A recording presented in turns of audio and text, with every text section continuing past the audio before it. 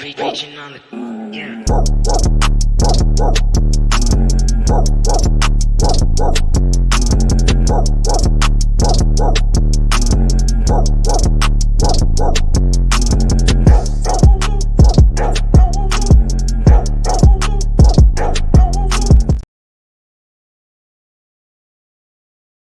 Yeah, ladies and gentlemen, welcome to the one and only Big Guy Fantasy Sports Network.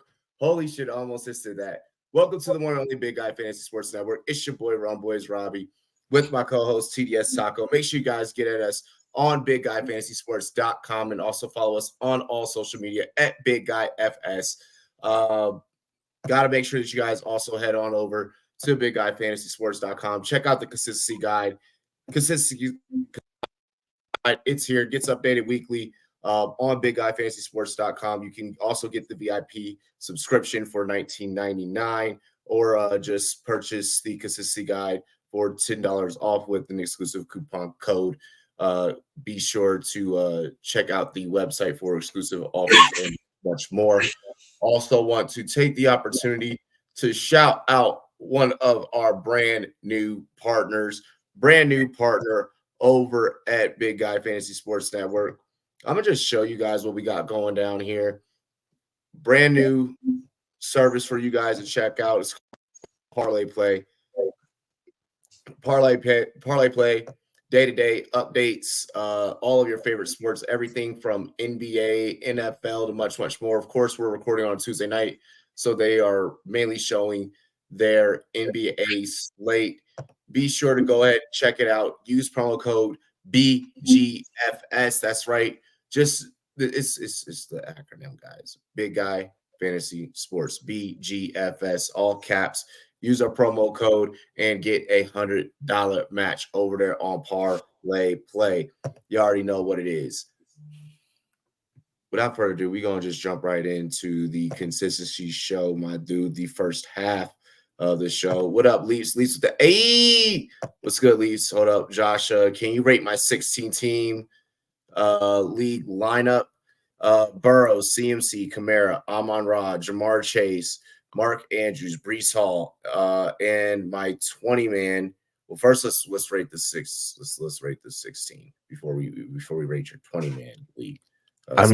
I can go first on that. That's definitely above average. If I had that in a 14-man, I'm sitting there and salivating because you got CMC, you got Kamara, so you got the stability at running back, which is hard with the huge CMC upside. Then you add the Amon-Ra and Jamar Chase beast mode with an elite tight end and Mark Andrews. And Joe Burrow, who any given week could be a top 5, top 3, top 1 quarterback. That in a 16-team league. Very few teams, I doubt, have the firepower to keep up with you.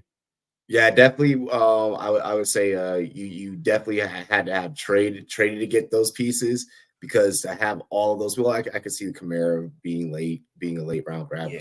But to get Chase and CMC, to get Chase, Amon-Ra, Mark Andrews, like Breece, is like that. That's crazy to clean up like that in a 16 team. You're good the rest of the way there. For your 20-man league, Lamar, JT, Aaron Jones, Tyreek, DJ Moore, Kelsey, and Christian Kirk. Aaron Jones is really just the weakest link in that. That's outside of that, everyone else is TTG, turned up, ready to go. Yeah. Leafs, we will be talking about that first.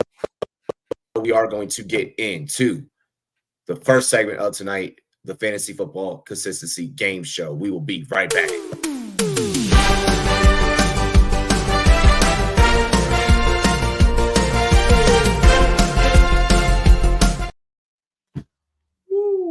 What up, ladies and gentlemen? What up? So I'm gonna let Taco actually ask the players, and I'm going to answer. So let's go ahead. Let's see how this turns out.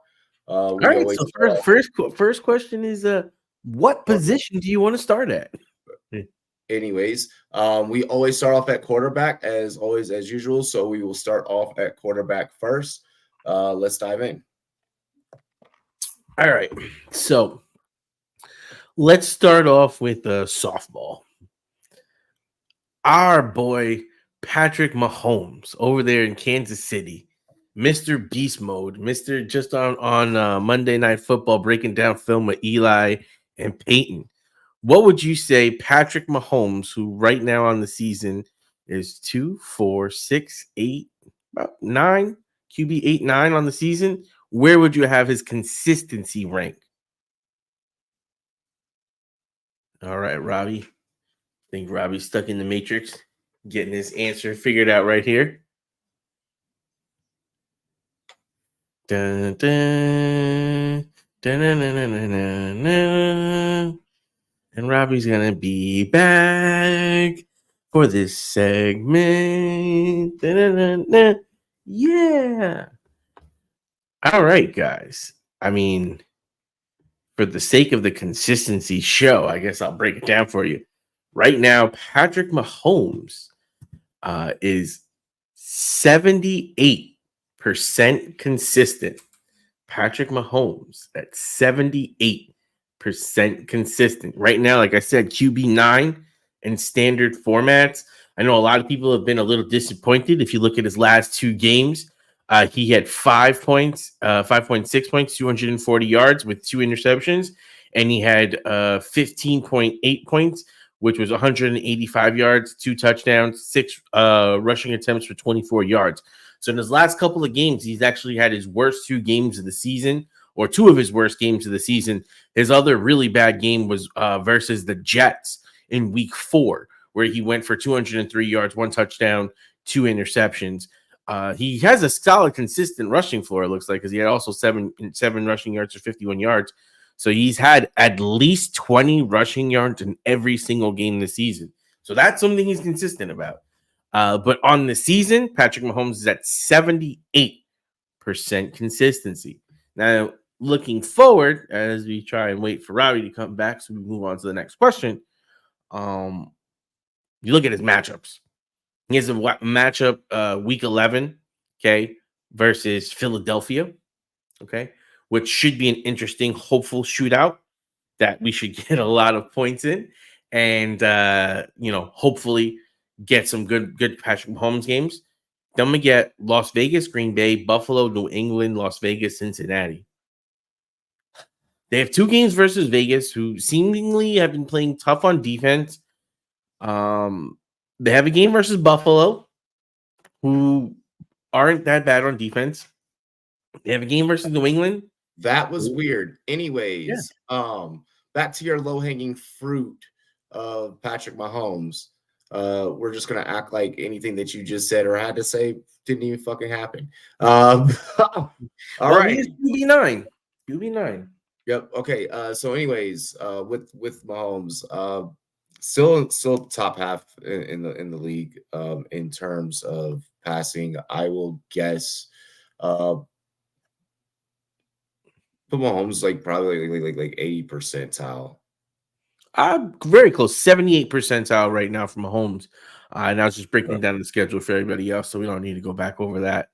But yeah, he's still, like you said, one of the top quarterbacks, and we expect him to continue to do big things. Biggest question is, will his schedule allow it? Let's jump into running back, of course. Who do we got? Running back.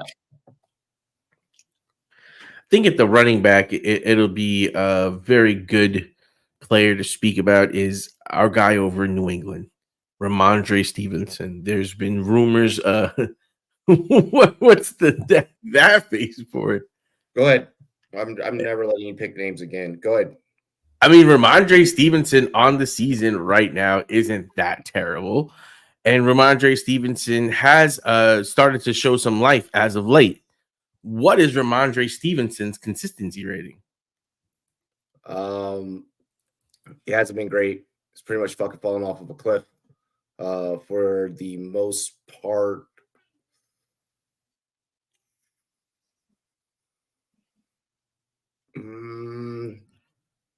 They kind of had Zeke in that starting role for a little while. I'll go 56-ish percent, 57-ish.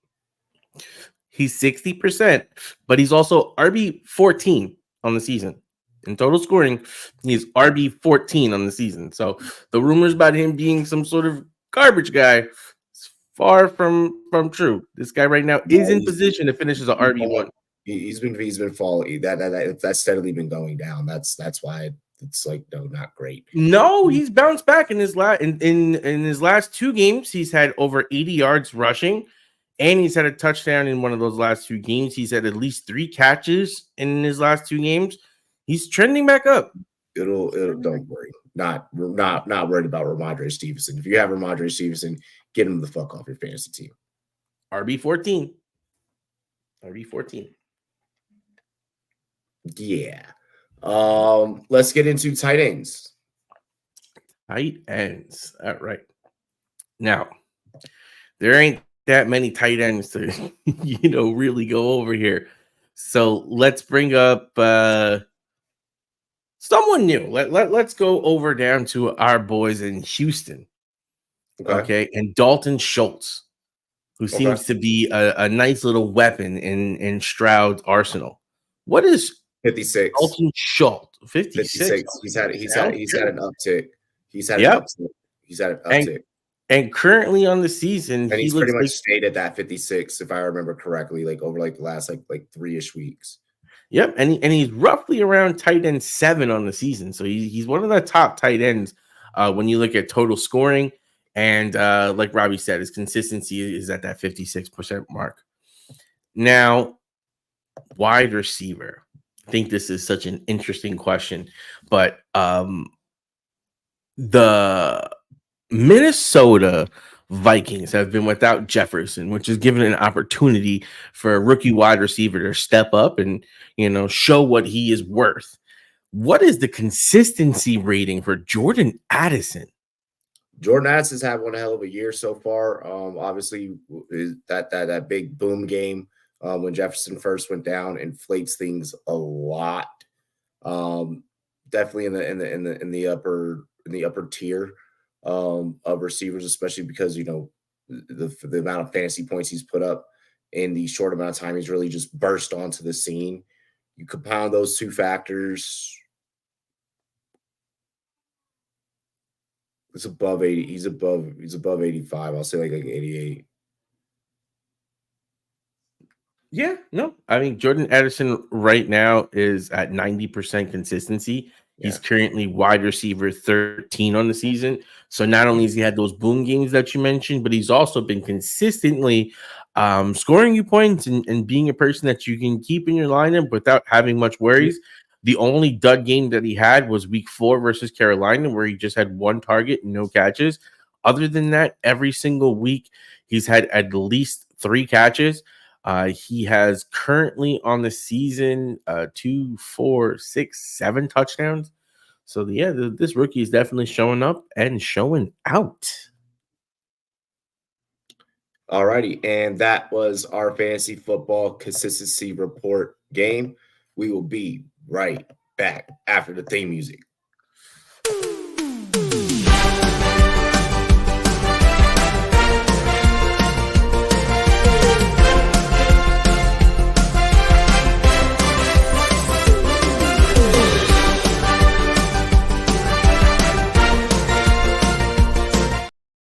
All righty. Let's get into Monday night football takeaways, as I like to call it. Monday night, we did have a game last night, and boy, was it fucking interessante, to say the least. Buffalo Bills woke up this morning and chose violence, firing offensive coordinator Ken Dorsey. Joe Brady will be taking over. Before we kind of just get into the ins and outs of that game, let's get into the fallout from that game, in which is the firing of Ken Dorsey. Thoughts on this? I've seen a couple of different things out there, and I feel like I know which side that I'm leaning on.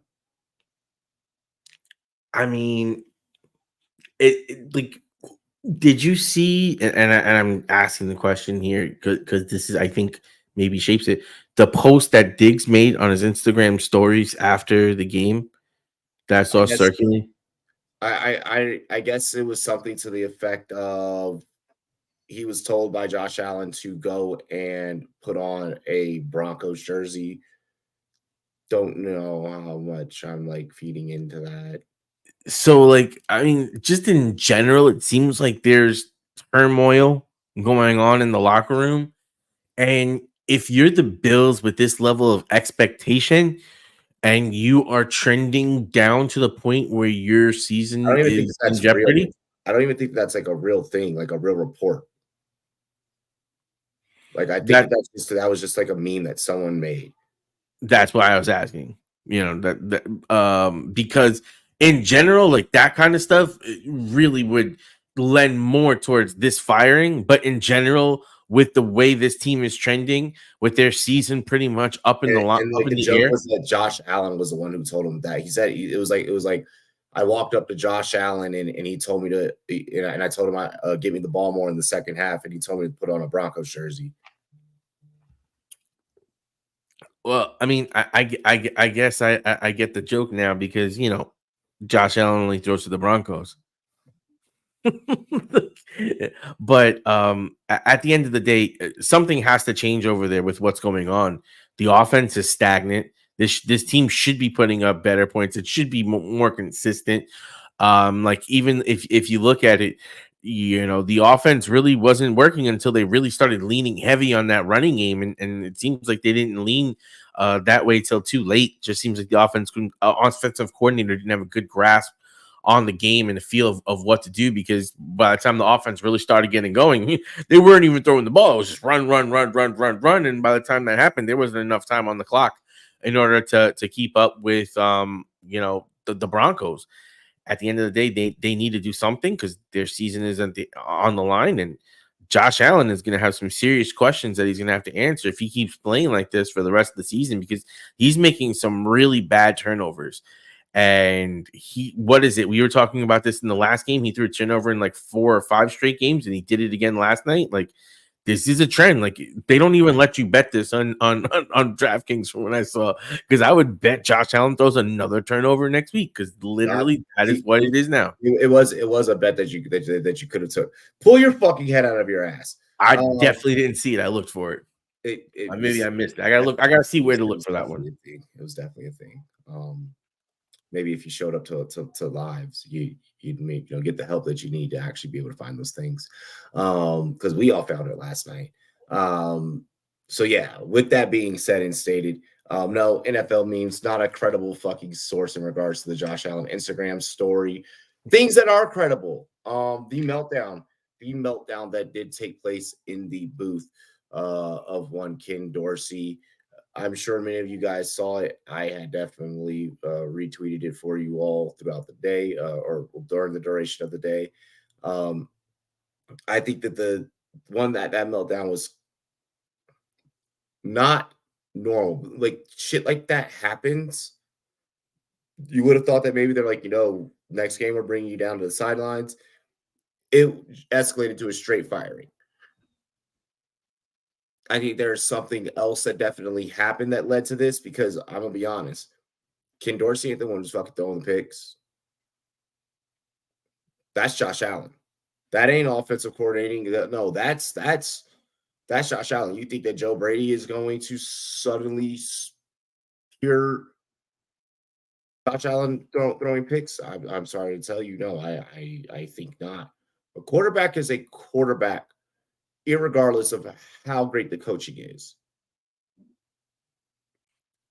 Irregardless of how great the coaching is.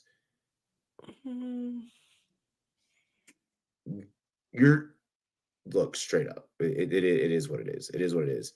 Yes, Dayball helped disguise some of Allen's mistakes here and there. Guess what? Allen still threw picks. Allen still made mistakes. Case in point, you see it with Dayball and now coaching New York. I think that one of the greatest takes that I saw throughout the duration of the day was from Trayvon Diggs. And I mean, it sucks that you don't. If you're Stephon, you're probably like, little bro, shut the fuck up. Don't try and come to my rescue. Like I can fight my own battles. And Stephon, you should be. Well, I'll get into that a little bit later.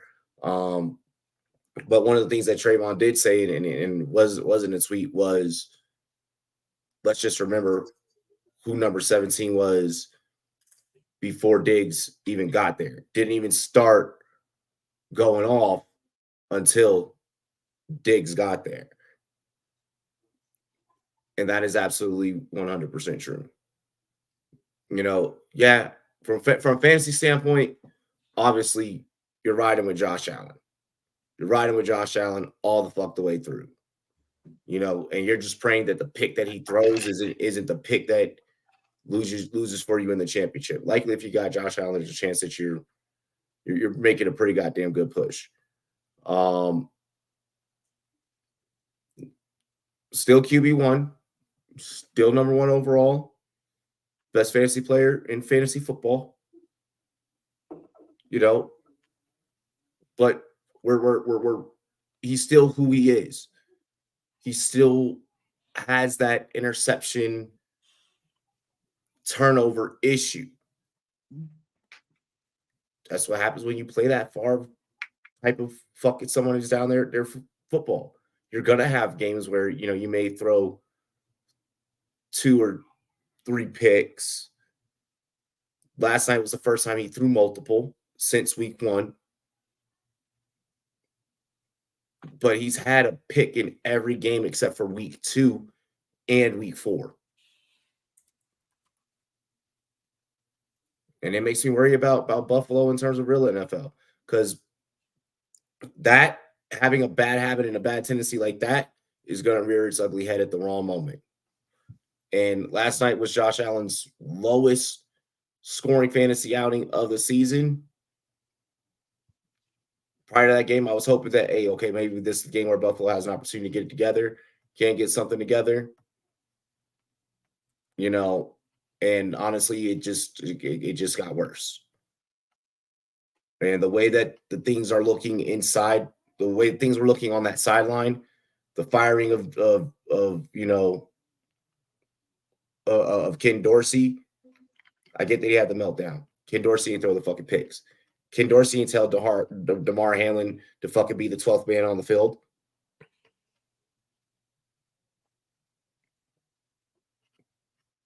This is for a team that's supposed to have the Super Bowl hype. This is the wrong timing to fire Ken Dorsey. This is the wrong timing for things, because we already know with Stephon Diggs.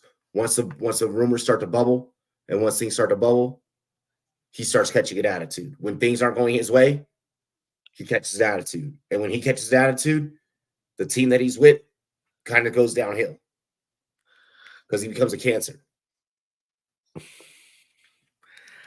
I disagree with the fact of, with the way the offense is playing, you had to do something. And if this thing is trending towards a breakup and you're gonna have to, get rid of Diggs and make moves, then so be it. But the offense isn't working. It's not just Allen, because the game plan, look, they were running so much better, and by the time they went to it at the end of the game, that was mitigating the turnovers that Allen was causing. That was getting, and then yes, I know Cook had the fumble early, but you still could have leaned on it a little bit more. As you were getting, when you're riding with Josh Allen, you know that this is a part of his game. You've known this. I agree with you. What Lee said right here. You know that this is what he's done. Randy, really quick, yes, you should do that.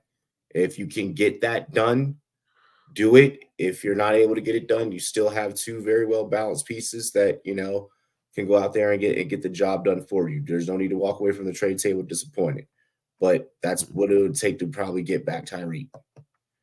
But yes, going back to the Buffalo Bills and such, Lisa's exactly correct. That's always been a part of his game. So you knew this. You've always known this. And if you think that in a season where there's already turmoil, that getting rid of the OC is going to help,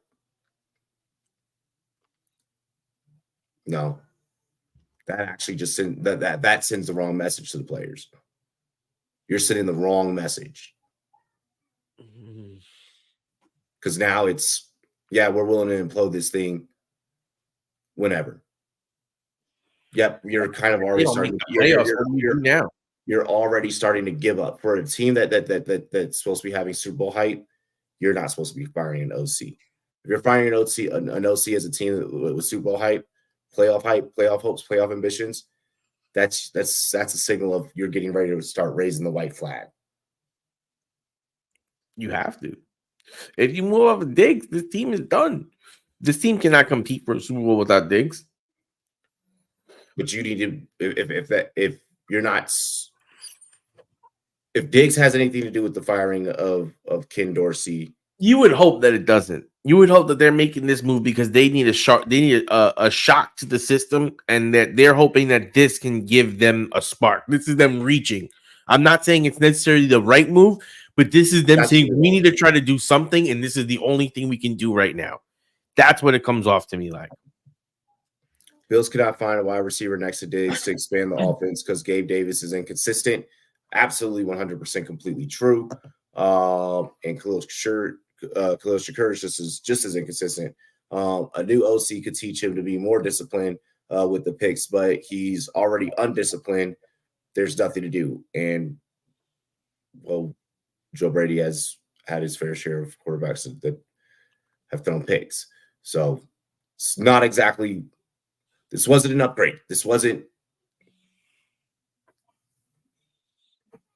just. This is just trying to shake something up. That's the only thing. The only thing that is shaking up is Bills falling out of the playoff picture even further. I mean, again, it can't get worse. You're already out. Wait, can't get worse. You're not. No, you're definitely not already out.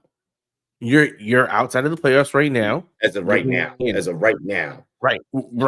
Losing 2 games to you should not lose to the Broncos. Sorry. Fuck that was a horrible loss. Horrible. That absolutely was a horrible loss. That loss, in all honesty, is on Josh Allen. Agreed. That loss is on nobody but Josh Allen. Agreed. Everything you're saying is right, but I'm saying the only reason why you see them doing that is that they're desperate. This is a desperate move.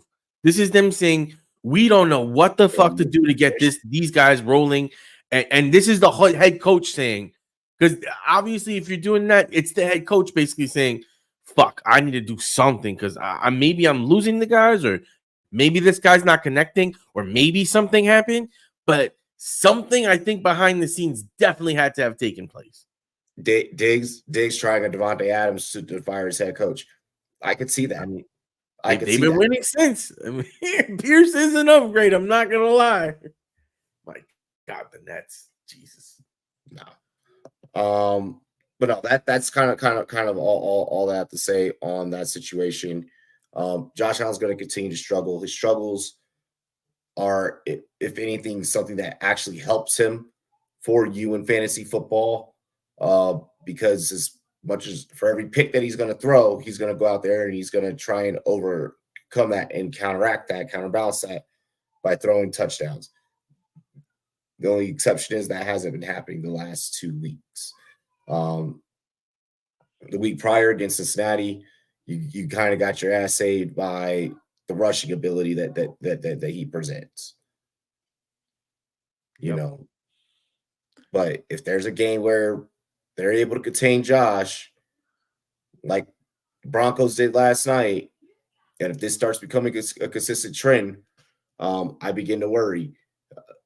Josh has to go against the Jets, Philly. They go on a bye week 13. Then it's Kansas City, Dallas, Chargers, New England, Miami. This schedule's tough. That's a very tough schedule. This is a very bad time to start showing these types of negative symptoms. Not only just that, week 13, that's really fucking late bye. And then the teams that you got to face down the stretch after that, you're literally at this point, you might be able to get to lose one more game at best, and that's about it. That's pretty much about it. Like you pretty much gotta win the rest of these. Especially when you look at Houston beating the Bengals and the Browns beating the Ravens. That's definitely putting even more because the guys right above you now are still winning. I think the Browns, we thought were going to be a team that was probably going to start losing and falling out. Now, if they keep that up, it's going to make it real difficult for the Bills because the Browns are a team that we definitely thought would be falling out, and that win versus the Ravens is big. No, that was a good win. That was a solid win. Yeah. In terms of that particular win, that's more of the Ravens letting off the gas. Oh, definitely. But yeah, for the standings, that's not a for that's the build in the standings, that's kind of one of the ones where it's like, fuck, we needed the Ravens to win that game. Yeah, you did for on a week-to-week basis, but I mean, I'm not going to overhype the Bills falling to an 8th seed. I'm not going to, overly panic here. You still get in, be fine. The Browns will Brown, shit like that. You're basically now getting ready to try and fight for a 7th seed, and then try and make a push from there. But that's all I have to say about that. Stephon Diggs, stop having your fucking little brother come to your rescue. You're a grown ass man. You can speak for your damn self.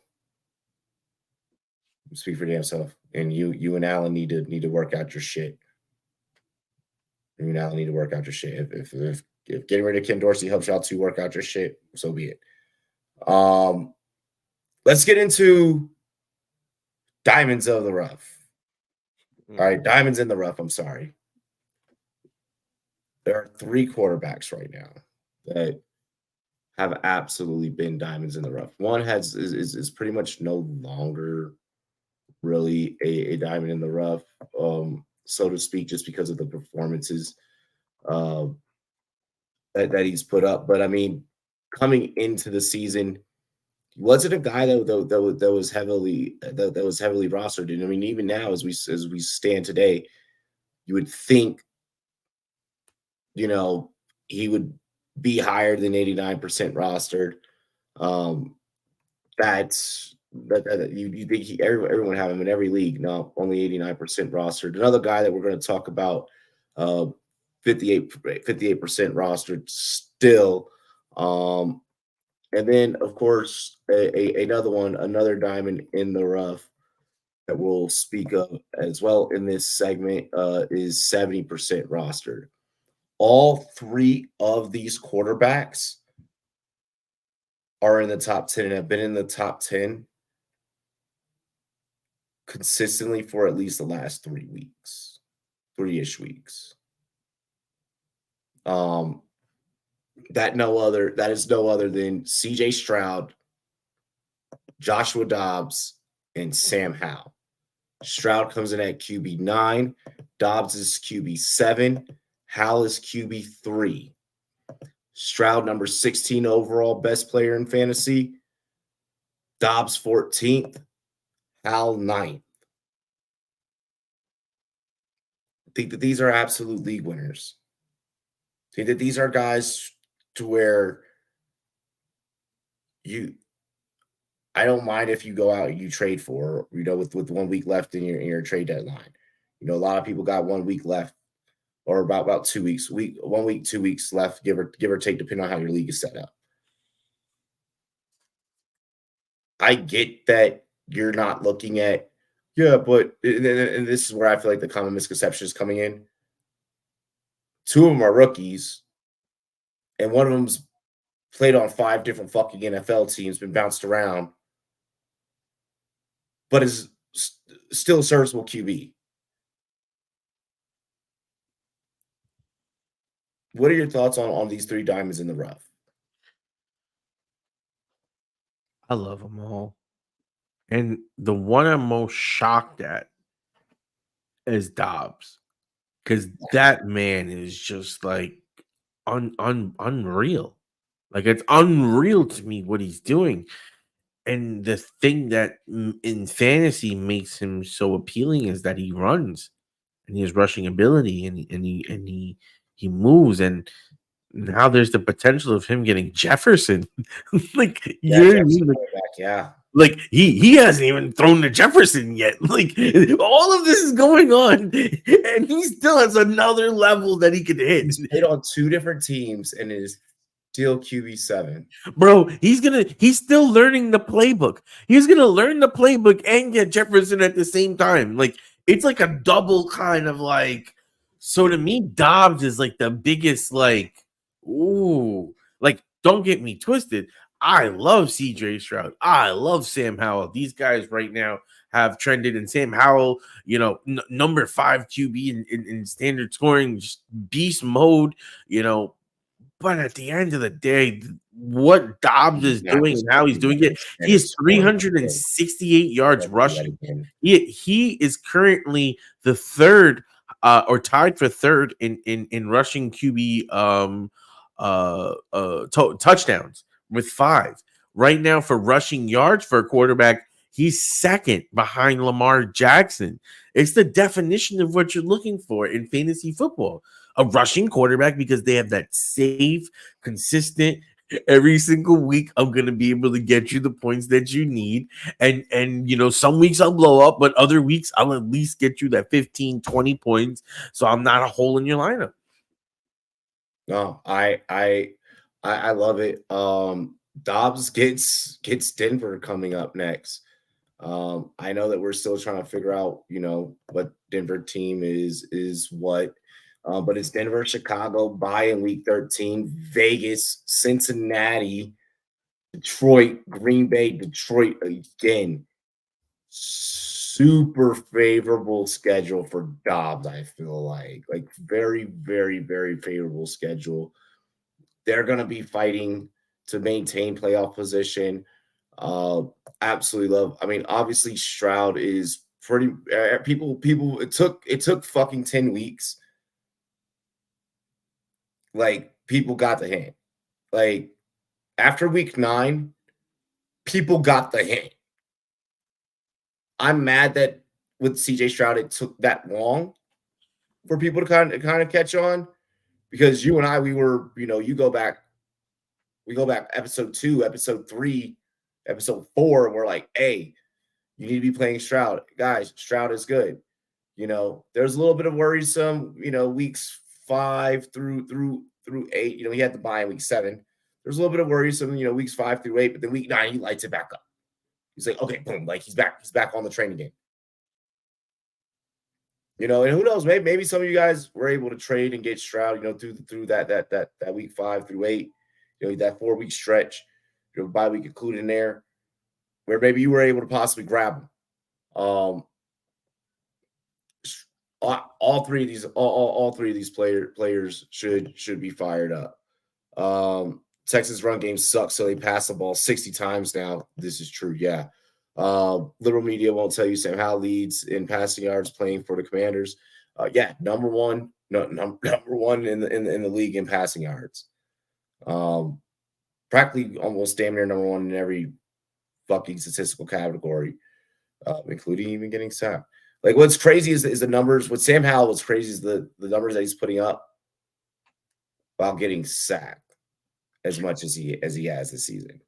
That's what's crazy. And like, he's still giving you that rushing upside. He's still giving you that rushing ability. I can't hype up Sam Howell as much just because I told you so already. So like I'll have my victory lap like when it's all solidified at the end of the year. But I told you so. I let it be known that Sam Howell was going to be him. The fact that 44% of you are he's 70% rostered and 44% of you, only 44% of you starting. That's an issue. Top 3 QB. I have a feeling that it's going to probably finish out that way. They got the Giants. Then it's Dallas on Thanksgiving. We know how that game works out traditionally, especially for Washington. Hint, hint, prepare to bet that one. Then it's Miami. Okay, that'll be a tough one. We go on bye week 14. Rams, then Jets. Jets probably be a little tired, banged up at that point, out of playoff contention. They're already going to be starting to think about draft. God, Sam Howell heading into playoffs. This is good. Rams probably going to be thinking about draft week 15. San Fran, then Dallas to close out the season, week 17, 16. look,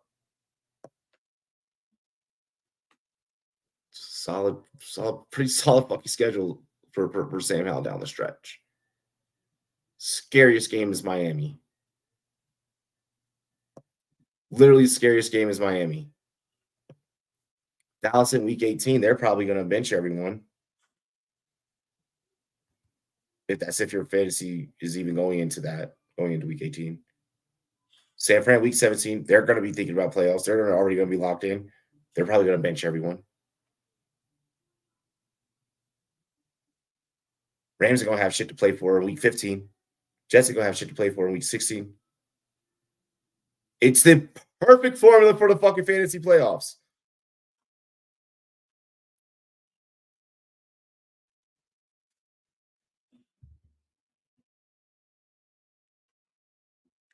It's hard to argue, and it's going to be a team that's going to be down, so it's going to be a negative game script, which means he's going to have to throw, which is just points. Yeah. Oh, he's definitely going to throw. Dallas later. It's getting into the season now. That defense is becoming decimated. Hal has some favorable matchups. Like I said, Miami's the scariest fucking thing. And that's week 13. You're just like praying, like, okay, against Miami, like do enough work to get us in, like to lock us in, like completely.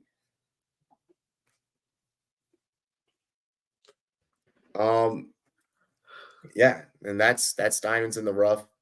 Those are quarterbacks that need to be started in every league. Those are quarterbacks that everyone doubted, talked shit on at the beginning of the season, and now they're cream of the crop, and they're probably going to go out there and win you some fucking championships.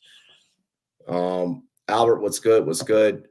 Yeah, Hal has no help up front. Everyone else on the offense is doing something. By the way, they need to start pounding, giving the ball to Brian Robinson more. Some leagues still have an open trade window before playoffs start, and heat up here. A lot of names I'm seeing tossed around in terms of trade talks are like the guys like Bijan, Cup, Devontae Adams, Chris Godwin. Do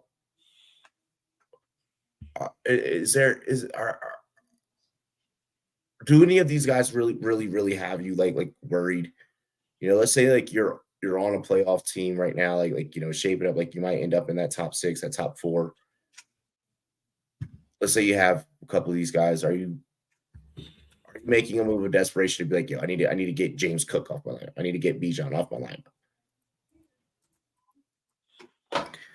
I feel like it's tough because right now my feeling on Devontae Adams is very low.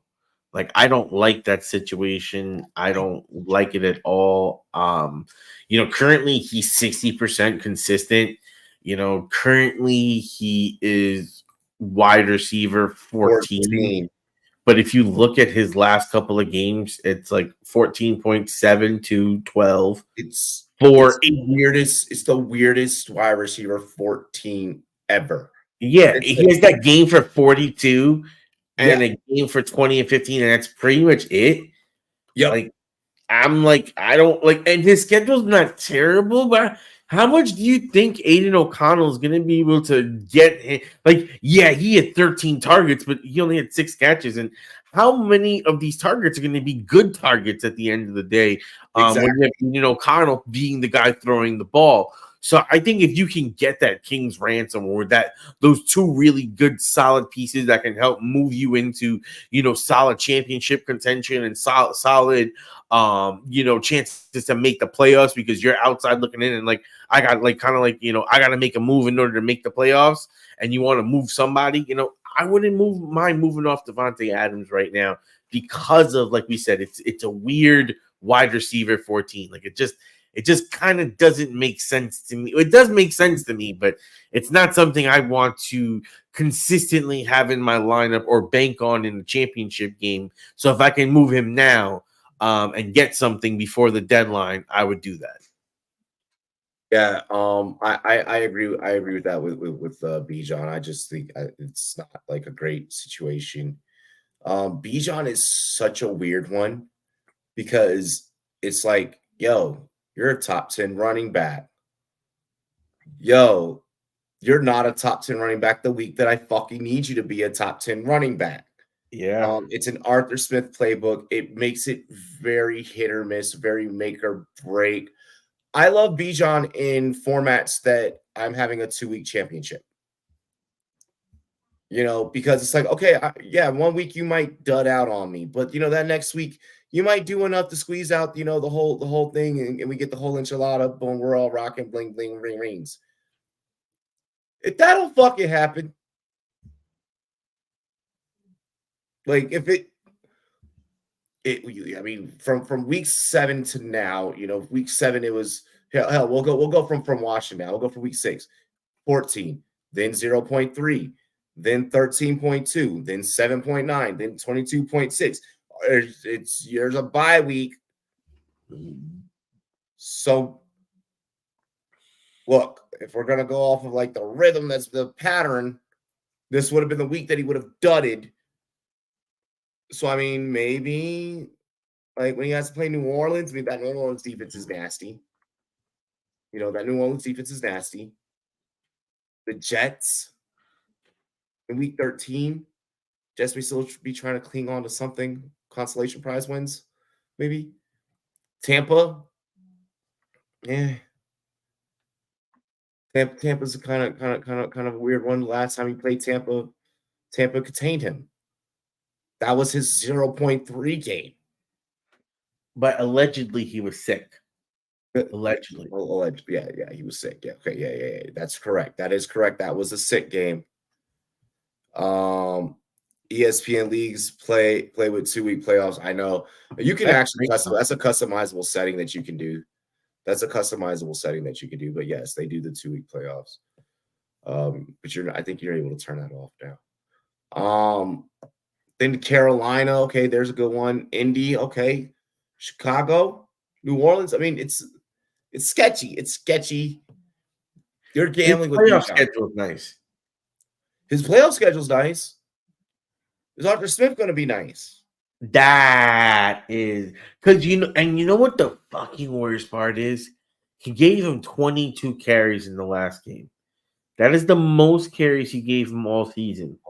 He had 2 targets as well in this game. So he has a minimum of 2 targets per game. What this means is he's going to fuck with everyone. Because you're like, shit, is he finally going to give him the shot? And then next game it's going to be Terry Algier for 30 fucking carries. That's Arthur Smith. But, I mean, trend lines would say, or assumptive reasoning, a little game theory here would say he's giving him more carries. They're going into the bye week. He was a top pick. Maybe this is the time that he gets installed as the lead guy and goes all the way through. But that's assumptive, and Arthur Smith has been known to fuck with our shit. Exactly. He is known to fuck with our shit. Got offered Lockett for Hollywood. This one is a rather good question and also tough question. Lockett did lead the team in receptions last week. He is pretty much getting a fairly consistent 8+ targets per game, with the exception of week 7. Week 3 he had 7, and then week 1 he had 4, but week 1's whatever, right? He's getting the targets. The catches are there.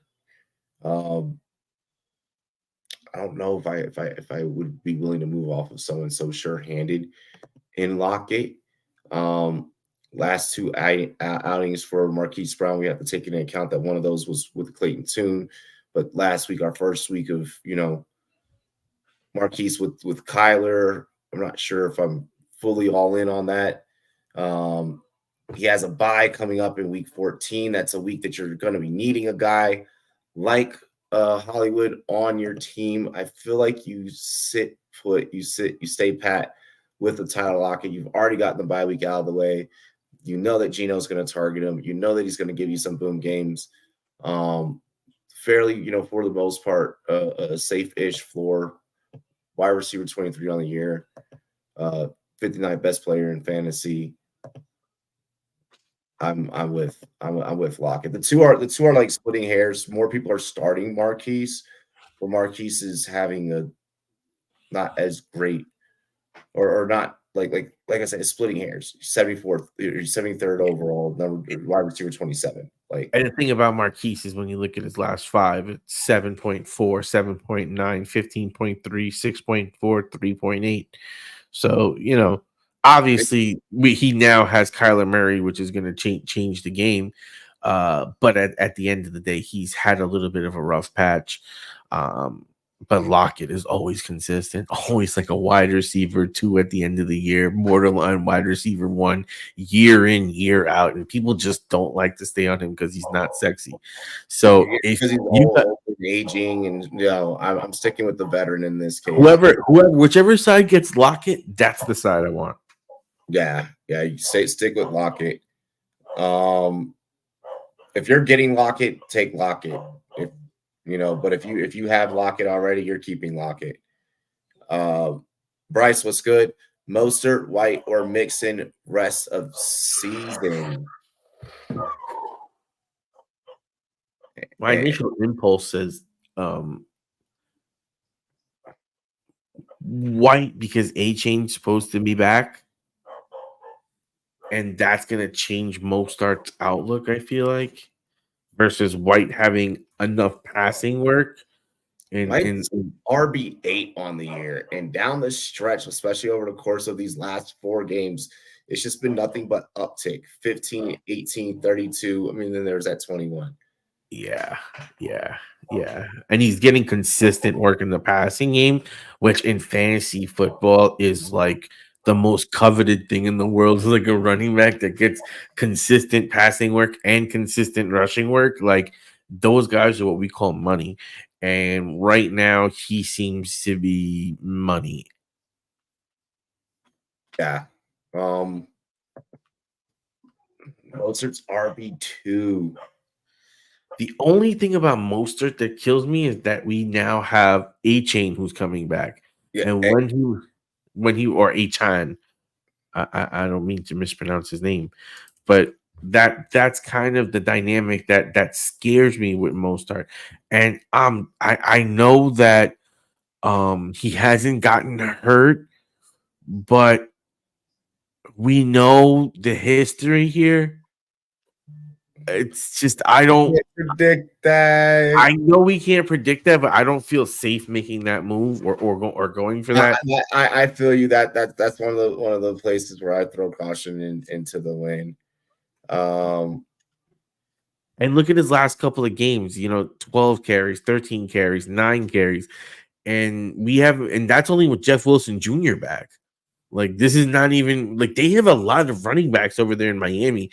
And I think they're very well content with doing with the committee approach and saying, fuck fantasy football. We're just going to use all our guys. Yeah. So, like, from a fantasy football standpoint, I know he's at RB2 now. And he had some mega games because let's not forget he had 82 carries for 3 touchdowns and 121 yards for 2 touchdowns and 115 for 2 touchdowns. He's had some monster boom games. He's had a touchdown in each of his last 2 games. But as we go to the rest of the season, do you really feel confident with the rookie running back coming back who looked dynamic and with Jeff Wilson Jr. now back in the fold and with the possibility, not saying it's going to happen, but you never know what's going to happen. I would rather get White, who seems to have more of a consistent role with more workload. The thing is like you're begging for Tampa to just be like killing it down the stretch here. It's San Fran they're playing this week, but then it softens up super fucking cush. Super cush. It's Indy, it's Carolina, it's Atlanta, it's Green Bay, then it's Jacksonville week 16. Jacksonville's probably gonna be, we getting ready for the playoffs, like New Orleans, Carolina, like they can beat up. There's a lot of teams that Tampa gets to beat up on down the stretch. If Baker can put together a couple of wins, they have a reason to fight. And they're definitely going to start whooping on some teams' ass. I like Rashad White. Mostert will be my second. Mixon, I'm sorry, but ain't gonna be much for you to play for if Bengals is falling out of contention. You're gonna be just rushing for game checks, for incentive checks and shit. Yeah, you about to see Jamar Chase all of a sudden be like, yo, bro, 7-11. I need to get that next contract, my G. Exactly. Jamar Chase is gonna be like, motherfucker, you better get me paid. We missed the playoffs, you better get me paid. Yeah.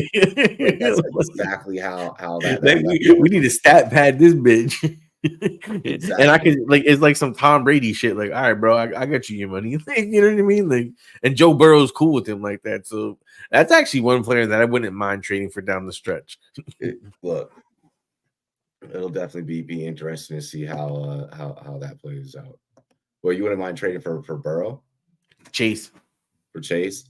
Yeah. What you'd have to give up would be fucking Yeah. I wouldn't do that. It depends. If you got whatchamacallit, consolidation room, you know, some teams are deep. In the playoffs, you can't play your bench.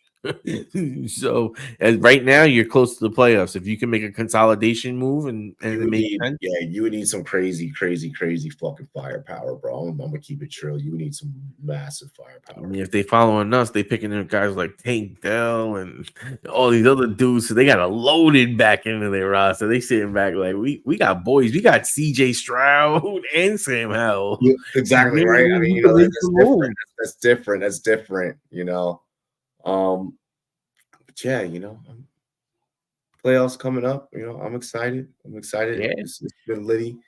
I'm doing well in a lot of my leagues. You know, so we got this shit. You know, it's gonna be fun. It's gonna be solid. It's gonna be solid. We just gotta hope that week 17 matchup between the Bengals and the Chiefs is what we dream of, because that's a fantasy playoff wet dream that everybody's been planning for. Bengals better secure a fuck ton of wins down the stretch here, because I need that too. I need them the way that the playoff picture, the NFL playoff picture is building. I have a lot of pieces from those teams. So it's like, okay, like I need you guys down the stretch. I need you guys to be fighting for seeding. I need you guys to be fighting for contention.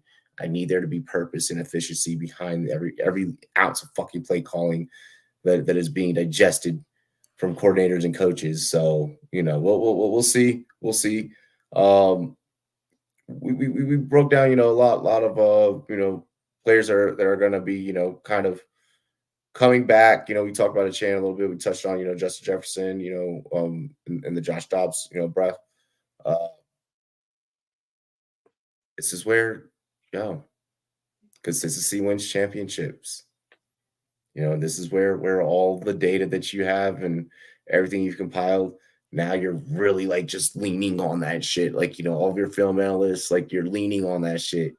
Yeah. It's time. Other than that, make sure you guys check out our homies over at Parlay Play. Promo code BGFS. That's right, promo code BGFS over on Parlay Play. Head on over to BigGuyFantasySports.com for all the latest and greatest in fantasy football articles and consistency tools. I'm RumboyzRobbie. He's TDS Taco. Cheers to me, cheers to you, to the whole Big Guy Fantasy Sports crew. What it do? We help you chase fantasy football championships one goal at a time, baby. Hey, hey.